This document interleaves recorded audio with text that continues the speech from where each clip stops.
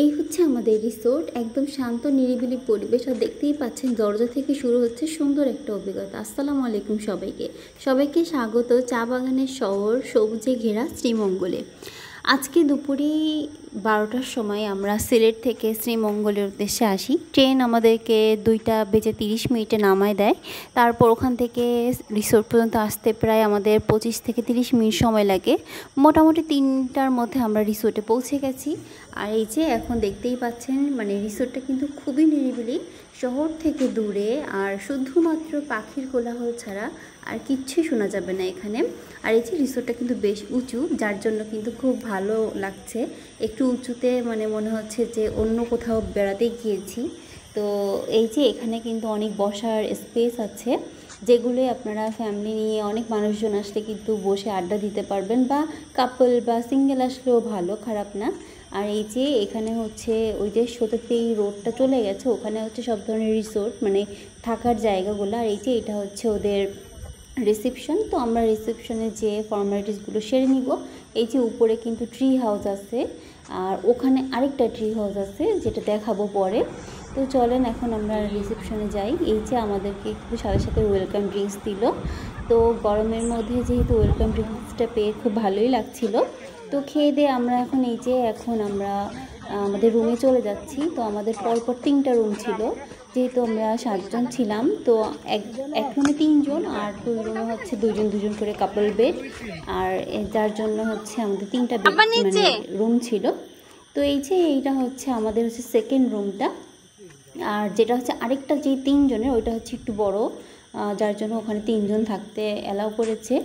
আর এই যে এইটা হচ্ছে পুরো রিসোর্টের একটা ভিউ, মানে খুবই সুন্দর। আর রিসোর্টটা কিন্তু বেশ উঁচু, যার জন্য যেটা বললাম, যার জন্য খুবই ভালো লাগছে। আমি যখন দার্জিলিং গিয়েছিলাম তখন কিন্তু এরকম একটা ভাইব ছিল। মানে দার্জিলিংয়ের পাহাড়গুলো যদি আরও অনেক উঁচু, কিন্তু এটা কিন্তু ভালোই লাগছে আমার কাছে। তো চলেন এখন হচ্ছে আমাদের রুমটা আপনাদেরকে দেখাই। তো রুমগুলো কিন্তু খুবই ইউনিকভাবে করা, মানে উপরে হচ্ছে দেখতেই পেলেন যেমন আছে কার্পেট দিয়ে। আর এই যে এটা হচ্ছে আমাদের ভিতরটা, বেশ বড় একটা মানে কুইন সাইজের বেড আছে, আর অনেক মানে টয়লেট্রিজ যেগুলো থাকে সেগুলো কিন্তু সবই ছিল। আর রুমটা কিন্তু একেবারে ছোট না, ভালোই আছে। আর এই যে এটা হচ্ছে আমাদের ওয়াশরুমটা কিন্তু ভালোই ছিল, পরিষ্কার পরিচ্ছন্ন ছিল, যেটা সবথেকে বেশি প্রয়োজন ট্যুরে গেলে। আর এই যে এখানে কিন্তু চারি সাইডে কিন্তু ভেন্টিলেশনের জন্য মানে উইন্ডো আছে, যদিও এখানে এসি সিস্টেম আছে।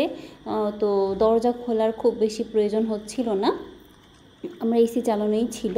তো তারপর এমনি রুমের গেট আপটা কিন্তু ভালোই ছিল। এই যে পুরো রুমটা হচ্ছে এমন, আর বেডটা কিন্তু যথেষ্ট বড়, মানে 3 জন থাকা যাবে। আর এই যে এখানে কিন্তু পরপর অনেকগুলো রুম। তো আমরা এই রুমগুলো থাকতে চেয়েছিলাম, কিন্তু এই রুমগুলো আসলে খালি ছিল না। তো এই যে এখানেও কিন্তু বিভিন্ন ধরনের মানে বসার মতন সিস্টেম আছে, ঝুল মানে দোলনা আছে, তারপর বসার কিছু স্পেস আছে। আপনারা এখানে গেলে কিন্তু বসতে পারবেন খুব ভালোভাবেই, মানে সময় অনেক সুন্দরভাবে কেটে যাবে। বাইরে কোথাও ঘুরতে না গেলেও রিসোর্টেই আপনাদের পুরো একটা দিন কেটে যাবে। আর এই যে এই জায়গাটা কিন্তু শীতের সময় এখানে আগুন জ্বালানো হয়, আর এখানে হচ্ছে চারপাশে মানুষ বসে, আর মাঝখানে হচ্ছে ওখানটায় আগুন জ্বালানো হয়। আর এই যে এখন হচ্ছে আমরা এসে একদম গরমে সবারই মানে খুবই খারাপ অবস্থা, যার জন্য আমরা সবাই সুইমিং পুলে নামার জন্য একদম ব্যস্ত হয়ে পড়ছি। তো এই যে এখন কিন্তু আমরা এদিকে যাচ্ছি। আর সুইমিং পুল এরিয়াটা কিন্তু সব থেকে সুন্দর, যেটা দেখেই মনে হচ্ছে। এই যে এখানেও চেয়ারের ব্যবস্থা আছে বসার জন্য। আর ওই যে ওখানে হচ্ছে একটা শপ আছে, যেখান থেকে আপনারা জুস বার আছে, জুস খেতে পারবেন। আর এই যে হচ্ছে সুইমিং পুলটা, মানে সুইমিং পুলটা কিন্তু আসলে আমার কাছে অন্যরকম লাগছে, মানে বিভিন্ন রকমের স্টেপের আছে, যার জন্য কিন্তু যারা কম পানিতে নামতে চান তারাও নামতে পারবেন। আর ওই যে দূরে যে পাহাড়, ওইটা হচ্ছে হামহাম পাহাড়, মানে হামহাম যে ঝর্ণাটা আছে ওখানে কিন্তু সেই ঝর্ণাটা আছে। আর ওইটা কিন্তু ত্রিপুরার পাহাড়, মানে ত্রিপুরা যে রাজ্য এরিয়া ওইটাই ওই পাহাড়টা। আর এই যে নিচে কিন্তু পড হাউসগুলো, যে বিল্ডিংগুলো দেখা যাচ্ছে বাড়িগুলা, ওগুলো হচ্ছে পড হাউস। আর এই যে এখন আমরা সুইমিং পুলের পাশ থেকে নিচে নেমে যাচ্ছি আনারসের বাগান দেখার জন্য। আর এই যে সেই পড হাউসগুলো, এখানে কিন্তু ব্যাচেলাররা খুব ভালোভাবেই কম মানে একদমই লো প্রাইসের মধ্যে থাকতে পারবেন। আর এই যে এখানে হচ্ছে ফ্যামিলি কটেজ, যেগুলো রিজনেবলও আছে, আবার একটু মানে হাই প্রাইসেরও আছে। তো এই যে আমি হলো এখানে নেমেছিলাম আমরা এই যে আনারসের বাগান দেখার জন্য। এই তো, আর এই যে এইটা হচ্ছে আমাদের কটেজের রাতের ভিউ, মানে রাতের ভিউটা কিন্তু সত্যি অসাধারণ, মানে আমার তো খুবই ভালো লেগেছে। আর যে কোনো জায়গায় রাতে তো আসলে ভালোই লাগে, কারণ বিভিন্ন ধরনের আর কি মানে লাইট সিস্টেম থাকে, যার জন্য কিন্তু খুবই সুন্দর লাগে দেখতে। আর এই তো এখানে কিন্তু লুডো তারপর ক্যারাম এগুলো খেলারও কিন্তু মানে ব্যবস্থা ছিল। তো আমরা কিন্তু সন্ধ্যার অনেকটা টাইম কিন্তু লুডো খেলে পার করেছি। আর এই যে এখন হচ্ছে আমরা নিচে যাচ্ছি ওই যে ওই লেকটা দেখার জন্য। আর এই যে দেখেন কি সুন্দর বাতাবি লেবু ঝুলছে, রিসোর্টেই কিন্তু এগুলো, মানে এই রিসোর্টটা কিন্তু খুবই একদমই ইকো রিসোর্ট। আর এই যে দেখেন এই ফুলগুলো যে এত সুন্দর, রুমে রাখলে রুমটা একদম স্মেলে ভরে যাচ্ছিল। এটা কি নাম আসলে ভুলে গেছি। এই যে আমরা কিন্তু আস্তে আস্তে যাচ্ছি। আর এটা কিন্তু ফটো সেশনের জন্য খুবই সুন্দর একটা মানে ব্রিজ মতন আছে, একটা সাঁকো মতন ছোট। আর এই যে এখানে কিন্তু পানি থাকলে কিন্তু সুন্দর আর কি কায়াকিং করা যায়, মানে বোটে আর কি ঘোরা যায় এই নৌকায়। আর এই যে এখানে হচ্ছে বারবিকিউ হচ্ছে, আর এইটা হচ্ছে রাতের সুইমিং পুল। আর এখানে একটা কাপল হচ্ছে এখানে ডিনার করবে, যার জন্য অ্যারেঞ্জমেন্ট করা হচ্ছিল। আর এটা কিন্তু রাতের সুইমিং পুল, খুবই সুন্দর একটা জায়গা। এখন অনেকক্ষণ ধরে তো ভিডিওটা দেখাচ্ছি, তো আপনাদের অনেকের মনে হচ্ছে প্রশ্ন আসতেই পারে যে এই রিসোর্টটার নাম কি। রিসোর্টটা হচ্ছে অরণ্য নিবাস ইকো রিসোর্ট। তো আমি আসলেই বলতেছি যে রিসোর্টটা কিন্তু খুবই সুন্দর, আসলে আপনারা চাইলে এখানে আসতে পারেন। আর এই যে এটা হচ্ছে রিসোর্টের রেস্টুরেন্টটা।